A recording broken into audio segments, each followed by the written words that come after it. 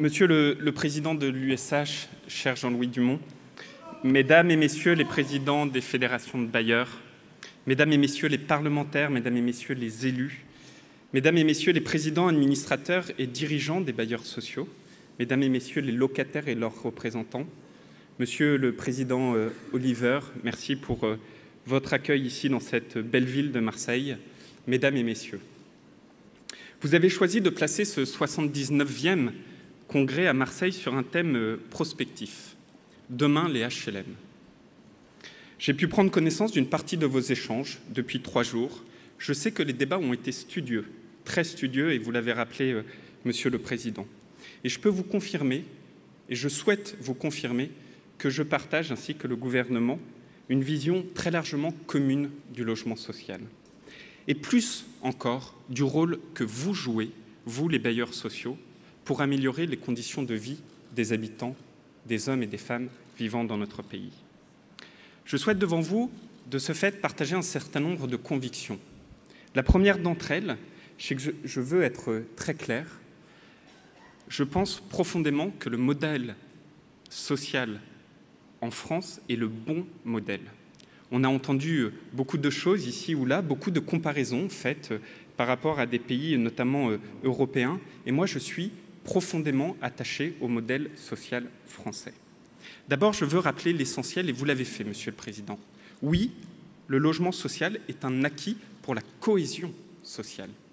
Oui, le logement social est un acquis pour lutter contre ces fractures territoriales qui aujourd'hui minent notre pays. Et je sais particulièrement que vous êtes en première ligne face à ces fractures territoriales. Je sais également que vous êtes les fers de lance de cette mixité sociale, celle que nous appelons tous de nos voeux, celle pour lesquelles nous nous battons, celle pour lesquelles nous travaillons. Et je veux aussi être très clair sur un deuxième point. Le modèle social français, il repose sur le principe du logement aidé, mais il repose également sur un second principe qui lui aussi m'est profondément cher. C'est le principe d'universalité. Oui, le logement social doit être universel et il nous faut être les gardiens de cette universalité. Vous l'avez encore rappelé ces derniers jours pendant votre congrès.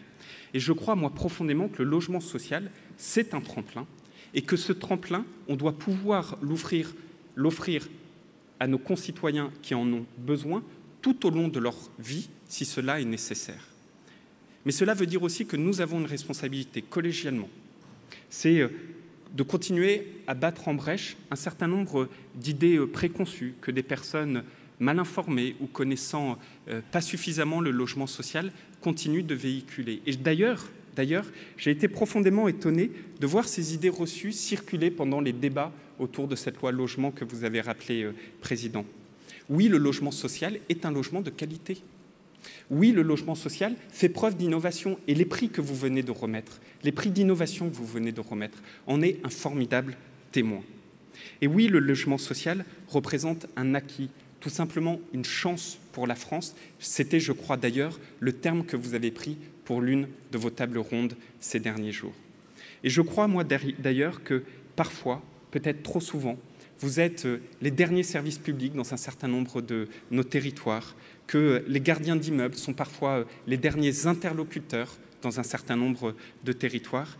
Et je veux tout simplement et très sincèrement vous dire qu'au nom du gouvernement, nous vous en sommes redevables et pleinement redevables. Votre mission, vous l'aurez compris, elle est à mes yeux essentielle, et je réponds en ce sens à la question que vous posiez tout à l'heure, Président. Elle est essentielle, et d'ailleurs c'est votre mission, mais je dirais même plus, c'est notre mission, en incluant les bailleurs sociaux, les élus locaux et les responsables politiques. Quelle est cette mission ? C'est tout simplement de répondre à la demande de nos concitoyens. Et cette demande, on l'a constaté encore ces derniers jours, elle est de plus en plus importante, puisque plus de 2 millions de ménages sont aujourd'hui en attente d'un logement social. Et si d'ailleurs on élargit un tout petit peu l'horizon, j'évoquais tout à l'heure certains pays européens, qu'est-ce qu'on constate en ce moment en Allemagne et au Royaume-Uni ? On constate que ces pays sont en train de faire marche arrière, que ces pays sont en train de revenir vers le modèle social et du logement social français, vers le modèle du logement aidé. Et moi, je pense que c'est très bien, cela met en avant qu'un certain nombre d'erreurs avaient été faites par le passé et que ce modèle, il nous faut le conforter. Alors vous pourrez me dire, ces paroles, c'est bien beau, mais quels sont les actes derrière ? Je vous prendrai un seul exemple. Pendant les débats sur la loi logement, il y a eu un certain nombre d'amendements qui ont été proposés par certaines oppositions et qui visaient à revoir le statut du logement social, qui visait plus précisément à revoir ce qu'on appelle la rémunération du capital dans les organismes sociaux.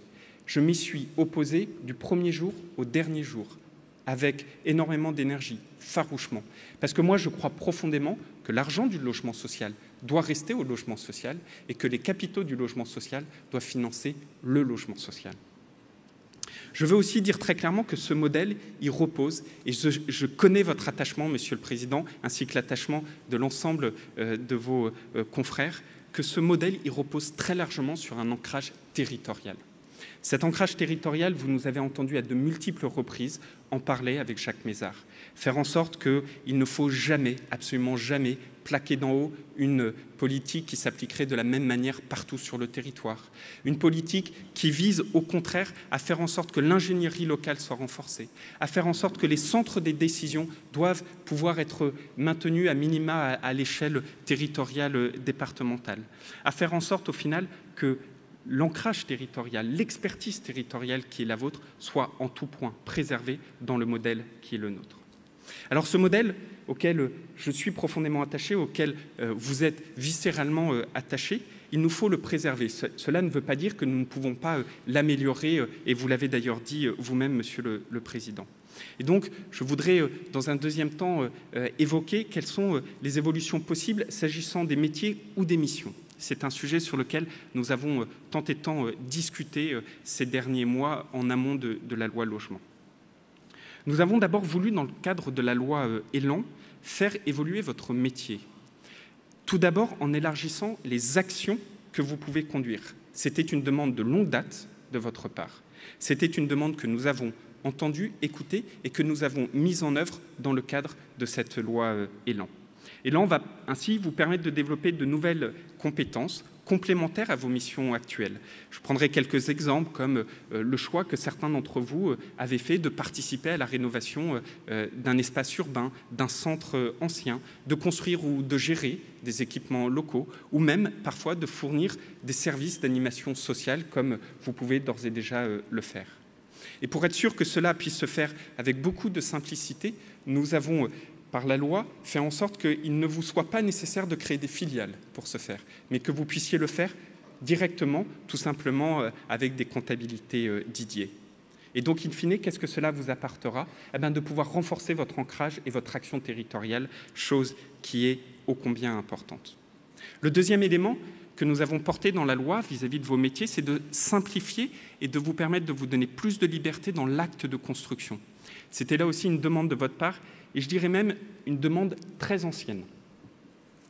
Cela visait notamment le cadre réglementaire en matière de concours d'architectes, en matière de procédure de maîtrise d'ouvrages publics. C'était des débats qui avaient fait couler beaucoup d'encre, et je dois dire que nous avons passé énormément de temps avec vous, avec les parlementaires ici présents, pour faire en sorte d'évoluer ce contexte. Alors, il y a plusieurs choses que nous avons fait. Il y avait notamment le titre 2, ce fameux titre 2 de la loi MOP, la loi de maîtrise d'ouvrage public, qui vous donnait une sorte de cadre complètement figé dans votre relation entre la maîtrise d'ouvrage, la maîtrise d'œuvre et les entreprises. Demain, vous aurez la liberté de choisir quel est le meilleur mécanisme, quelle est la meilleure façon de répondre à vos besoins.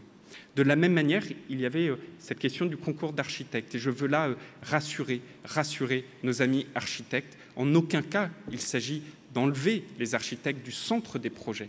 Mais la question était de savoir si oui ou non il fallait maintenir l'obligation de ces concours d'architectes. Je crois que c'était une demande de longue date, là aussi de votre part, de pouvoir évoluer sur ce sujet, et nous l'avons fait.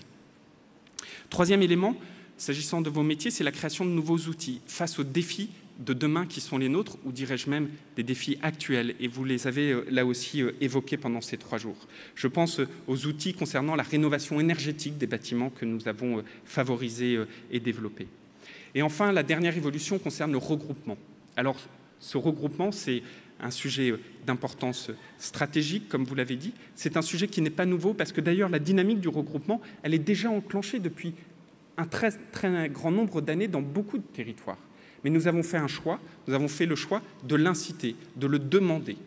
Nous avons aussi beaucoup échangé et beaucoup écouté. Et je dois, à ce titre, saluer le travail fait avec les parlementaires dans le cadre de la dernière commission mixte paritaire qui, je crois, a permis de faire évoluer favorablement le dispositif. La première chose, c'est que le seuil de regroupement a été abaissé à 12 000 logements, comme vous avez pu le voir. Le deuxième élément, c'est que ces regroupements pourront notamment se faire par l'intermédiaire d'un nouveau type de société, les SAC, qui d'ailleurs, et il faut rendre à César ce qui est à César, est un type de société qui émane directement de votre fédération. C'est vous qui avez fait le cahier des charges de ce que une telle société devait pouvoir comporter comme caractéristique. Et puis, dernier élément, il y a eu plusieurs amendements qui ont été adoptés pour mieux prendre en compte non seulement les situations territoriales, avec parfois des situations complexes, mais également pouvoir permettre au sein d'un même regroupement à chacun de parfois se prêter de l'argent, de parfois mettre en place des solidarités, comme chacun le souhaite. Et là aussi, c'était une évolution majeure du modèle que vous appeliez de vos voeux. Une politique publique, c'est bien quand on la vote, c'est très important, et nos amis parlementaires le savent bien. C'est encore mieux quand elle est appliquée sur le terrain. Et je considère, moi, que le rôle de l'État, c'est toujours d'accompagner les acteurs dans l'application de cette loi. Ce n'est pas simplement de déterminer la loi. Et je voudrais, à ce titre, très chaleureusement remercier Pierre Quercy et Marie-Dominique de Vérinas qui ont accepté de nous accompagner dans la mise en œuvre de cette politique. Sachez en tout cas que mes services, mon ministère, les entités de l'État ou afférentes, comme la Caisse des dépôts, Pierre Quercy et Marie-Dominique de Vérinas sont vraiment à vos côtés pour répondre à toutes vos questions et vous accompagner dans ce regroupement. J'en viens à présent à la question des moyens et plus largement du modèle économique. Je ne veux bien sûr pas du tout éluder cette question. On a déjà eu l'occasion d'en parler à de nombreuses reprises depuis ce matin. Je vais être très clair. Sur le plan financier, j'ai pleinement conscience que le gouvernement a demandé aux bailleurs un effort considérable, que ce soit avec la RLS ou que ce soit avec la hausse de la TVA que vous évoquiez, Président. C'est une mesure difficile qu'on a prise avec un choix politique qui était le nôtre, c'était de maintenir le reste à charge égal à 0 pour les locataires. C'est une mesure qui a fait l'objet de beaucoup de discussions, beaucoup. C'est une mesure qui a fait l'objet de mesures d'accompagnement, ce fameux paquet de 10 milliards, des allongements d'aide, des prêts de haut de bilan, des taux du livret A maintenus. Et c'est une mesure, c'est une réforme qui maintenant a plusieurs mois de retour d'expérience, comme on dit. Et je voudrais, à ce titre, après ces quelques mois de retour d'expérience, après énormément de réunions que j'ai pu faire avec beaucoup d'entre vous, tirer plusieurs conclusions. La première conclusion, c'est qu'effectivement, nous devons utiliser pleinement les mesures d'accompagnement, mais que ces mesures d'accompagnement, elles ne sont pas toujours suffisantes. Et donc, il y a un véritable travail dans lequel je m'engage avec vous, à vos côtés, de voir comment on peut les faire évoluer. Le deuxième élément, c'est que vous avez besoin de visibilité. Essentiellement, la politique du logement, elle est fondée sur de la visibilité. Et j'ai conscience que l'année 2020 est pour vous un véritable casse-tête, une véritable crainte, et que cette visibilité vis-à-vis de 2020, vous ne l'avez pas suffisamment. Alors, dans ce contexte, je m'engage sur 3 points. Le premier point, je l'ai déjà dit, c'est de continuer à travailler avec vous pour améliorer les mécanismes financiers. Je crois que toutes celles et ceux qui me connaissent ont conscience de ma détermination vis-à-vis de ces mécanismes financiers, de toute l'énergie que j'ai pu déployer ces derniers mois pour les améliorer. Il y a encore du chemin que nous pouvons parcourir ensemble. Le deuxième élément sur lequel je m'engage, très clairement, dès à présent, c'est que la contribution additionnelle de la CG2LS soit limitée aux seuls besoins des bailleurs. Concrètement, cela veut dire que nous allons répondre positivement à la demande que vous aviez formulée il y a déjà plusieurs mois et qu'à ce titre, la CG2LS ne prélèvera pas d'enveloppe supplémentaire de 100 millions d'euros en 2018 au titre de la péréquation. Je vous le confirme. Et que pour 2019, la CG2LS, elle aura un rôle d'accompagnement des restructurations. Elle aura un rôle de soutien aux bailleurs en difficulté, mais elle aura, in fine, également une instruction très claire de l'État d'un prélèvement qui soit exactement conforme aux besoins et rien de plus. Enfin, et c'est un point sur lequel vous insistiez, Président, et comme convenu avec vous, dirais-je, je m'engage à ce qu'un point de revoyure, comme on dit, j'aime pas trop ce terme, mais qu'un point de revoyure sur la situation soit fait d'ici la fin de l'année ou tout début de l'année 2019. Ce point de revoyure, il visera à déterminer les voies et moyens d'atteindre les efforts demandés en 2020, mais de déterminer quelles sont les meilleures voies et moyens pour ce faire, en faisant un diagnostic sans concession des mécanismes qui ont fonctionné ou des mécanismes qui n'ont pas fonctionné, en ayant toujours cette volonté de trouver les moyens de réduire les charges de gestion pour les secteurs ou de réduire également les conséquences d'un certain nombre de dispositions d'ores et déjà existantes. Je pense notamment à l'impact de la RLS sur les locataires non APLisés, sujet sur lequel vous nous avez ô combien alerté ces derniers mois. Il y a ensuite la question des ventes. Alors sur les ventes, j'ai entendu à peu près tout et son contraire. Et je voudrais vraiment profiter de cette tribune pour vous donner la vision extrêmement claire et précise du gouvernement sur le sujet.